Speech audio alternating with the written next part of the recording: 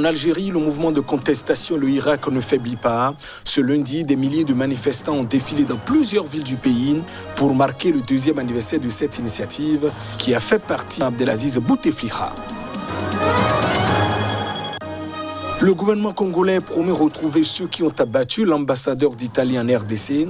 La ministre des Affaires étrangères du pays a présenté ses condoléances à Rome. Le diplomate a trouvé la mort près de Goma ce lundi. Et puis au Niger, les électeurs espèrent une transition démocratique à l'issue du second tour de la présidentielle. Mohamed Bazoum et Maman Ousmane étaient en lice. À suivre la réaction de quelques citoyens nigériens.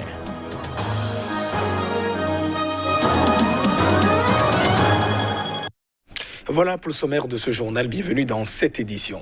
Des milliers de manifestants ont défilé ce lundi dans le centre d'Alger, la capitale d'Algérie, et dans le reste du pays pour le deuxième anniversaire du soulèvement populaire du Irak. Ce mouvement pacifique a vu suspendre ses marches hebdomadaires le 13 mars 2020 en raison de la pandémie du coronavirus. La police qui a essayé d'empêcher les protestataires d'avancer vers la Grande Poste, lieu de rassemblement emblématique du Irak, a procédé à des interpellations parfois musclées selon des témoins. Il s'agit du cortège le plus important dans la capitale depuis la suspension des marches du Irak le 13 mars 2020 à cause de la pandémie de Covid-19. Parmi les slogans, les manifestants chantaient à l'adresse du pouvoir « Ne sommes pas venus pour l'anniversaire du Irak, nous sommes venus pour que vous partiez ». Des marches se déroulaient également en province, notamment à Annaba, Oran, Béjaïa, Sétif, Bouira, Moustanaghem et Constantine selon les réseaux sociaux et des témoignages. C'est une marche digne des grands jours, a précisé de son côté un journaliste à Constantine, au nord-est de l'Algérie. À Alger, la police avait quadrillé la capitale avec un impressionnant dispositif de sécurité policier et installé des barrages filtrant sur plusieurs axes routiers menant à la capitale. Déclenché le 22 février 2019, le Irak, un mouvement de protestation populaire inédit en Algérie, avait poussé le président Abdelaziz Bouteflika au pouvoir depuis 2 décennies à la démission 2 mois plus tard. Ce mouvement pacifique a dû suspendre ses marches hebdomadaires le 13 mars 2020 en raison de l'épidémie de coronavirus. Mais il continue de réclamer le démantèlement du système en place depuis l'indépendance en 1962, synonyme à ses yeux d'autoritarisme et de corruption.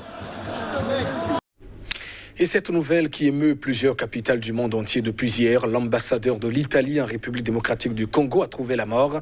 Ce lundi, dans un déplacement à l'est du pays, Luca Attanasio était dans un convoi du Programme alimentaire mondial qui a été victime d'une attaque armée. Les détails. Il s'appelait Luca Attanasio. Depuis le 5 septembre 2017, il était pour l'Italie, son pays, chef de mission à Kinshasa, en République démocratique du Congo. Il a été confirmé sur place en tant qu'ambassadeur plénipotentiaire extraordinaire accrédité en RDC le 31 octobre 2019. Ce 22 février, alors qu'il était en visite près de Goma avec le Programme alimentaire mondial, PAM, le convoi a été pris pour cible par des hommes armés. L'ambassadeur a été touché par balle à l'abdomen et avait été évacué vers un hôpital à Goma. Il en est mort par la suite. Une mort confirmée par le ministère italien des Affaires étrangères. Saluant sa mémoire, le président italien a dénoncé une attaque lâche. L'Union européenne, elle, se dit préoccupée. Nous avons vu les informations concernant l'attaque du convoi de l'ONU, y compris un premier bilan faisant état de la mort de l'ambassadeur d'Italie. Les nouvelles sont extrêmement préoccupantes et nous suivons la situation de près avec la délégation de l'UE en RDC. Le chef de la diplomatie en a fait part au Conseil des Affaires étrangères et présente ses condoléances à l'Italie, à l'ONU et aux victimes des violences au Congo. 2 autres personnes ont également été tuées pendant l'attaque, a indiqué de son côté le major Guillaume Diké, porte-parole de l'armée dans la région du Nord Kivu, sans préciser l'identité des victimes. Les 2 autres victimes seraient le chauffeur et le garde du corps de l'ambassadeur, d'après plusieurs sources. Et puis, c'est une lourde responsabilité pour le gouvernement congolais. La mort de ce diplomate, l'ambassadeur de l'Italie en RDC, dans cette attaque survenue près de Goma et par la voix de sa ministre des Affaires étrangères. Le gouvernement congolais a présenté ses condoléances à Rome et prend l'engagement de retrouver les coupables de ce meurtre. Extrait des propos de la chef de la diplomatie congolaise. C'est vraiment avec peine et beaucoup de tristesse que nous venons d'apprendre le décès du jeune ambassadeur italien ici chez nous en République démocratique du Congo, dans un convoi du PAM, et que ce convoi est tombé dans une embuscade et que non seulement son chauffeur est décédé, mais lui-même vient de décéder. Nous sommes d'autant plus peinés qu'il y a à peine une semaine, il était ici dans ce bureau pour nous inviter à participer au G20 en Italie l'été prochain. Et les condoléances, non seulement en mon nom propre, mais au nom du gouvernement de mon pays, au gouvernement italien pour cette immense perte. Et je promets au gouvernement italien que le gouvernement de mon pays mettra tout en œuvre pour découvrir qui est à la base de cet ignoble meurtre. Les électeurs nigériens, eux, étaient aux urnes. C'était dimanche dernier pour le second tour de l'élection présidentielle. La succession de Mahamadou Issoufou se joue entre Mohamed Bazoum, son dauphin, et Mahamat Ousmane, ancien président, sur fond d'attaques terroristes. Les citoyens espèrent que cette historique transition démocratique présagera des lendemains meilleurs pour le pays. Suivons ici quelques réactions. Un civil va donner le pouvoir à un civil. Ce qu'on a entendu dans l'autre pays, nous, on n'a jamais vu ça. Mais c'est un grand plaisir pour nous. Et Inch'Allah, nous, on veut voir ça ici au Niger parce que c'est la première fois. Ce qui nous reste, on va voir les résultats calmement dans les calmes. Et vraiment, on veut voir ce que les gens allaient voter. Je pense que les élections se sont tenues dans de très bonnes conditions parce qu'il y avait la tranquillité et la sérénité dans les lieux de vote. Tout le monde a voté dans le calme et ça s'est bien passé. Et on espère aussi que le candidat qui va gagner, il va continuer aussi lui aussi dans la sérénité et la tranquillité comme les gens l'ont voté. Bon, vraiment, je souhaite le meilleur pour mon pays. Vraiment, même s'ils veulent nous arracher la tranquillité qui règne dans nos têtes, dans nos esprits, dans nos cœurs, vraiment, j'espère le meilleur pour mon pays.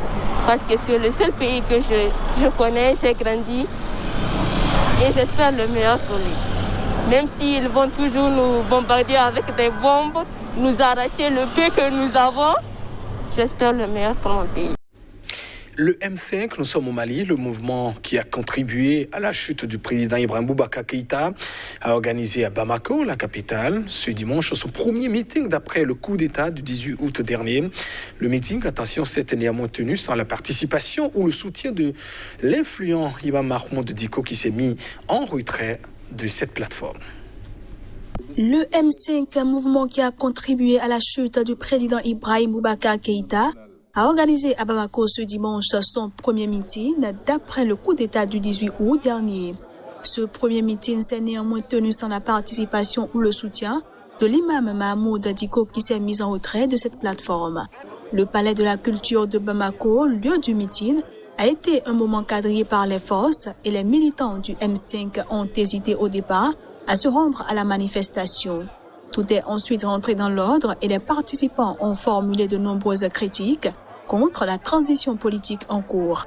Le M5 a demandé une rectification de la transition et la dissolution du Conseil national de transition, le CNT, qui joue un rôle d'organe législatif. Il a également demandé la réalisation d'audits majeurs, audit des finances publiques et de la dette intérieure de l'État, audit des institutions de la République, la présidence, l'Assemblée nationale et toutes les autres institutions. Dans la foule présente, des voix se sont également levées pour demander la libération pure et simple de personnalités arrêtées dans le cadre d'une tentative de déstabilisation de l'État.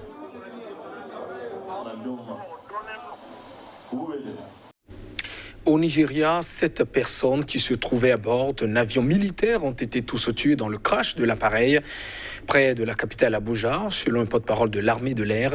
Elles participaient aux opérations de surveillance après le kidnapping des enfants dans un pensionnat. L'avion qui s'est écrasé au Nigeria devait mener une mission de surveillance au-dessus de l'État du Niger et ses environs, dans le cadre des efforts pour obtenir la libération des élèves et du personnel kidnappés dans un pensionnat. Les 7 personnes à bord sont malheureusement toutes mortes dans l'accident selon Ibikunle Daramola, porte-parole de l'armée de l'air. La cause du crash n'était pas connue à ce stade, mais des responsables ont indiqué que le pilote avait fait état d'un moteur défaillant. Une enquête a été ouverte pour déterminer les circonstances exactes de l'accident, a indiqué l'armée de l'air. Pour rappel, des hommes armés avaient attaqué dans la nuit de mardi à mercredi un pensionnat public d'enseignement secondaire à Kagara, dans l'état nigérian du Niger, tuant un élève et emmenant avec eux 42 personnes, dont 27 élèves, 3 professeurs et 12 membres de famille du personnel, selon les autorités de l'État.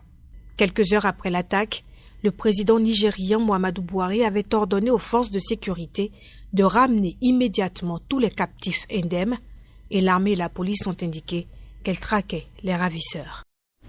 Mesdames et messieurs, c'est la fin de cette édition. Merci de votre attention. Au revoir.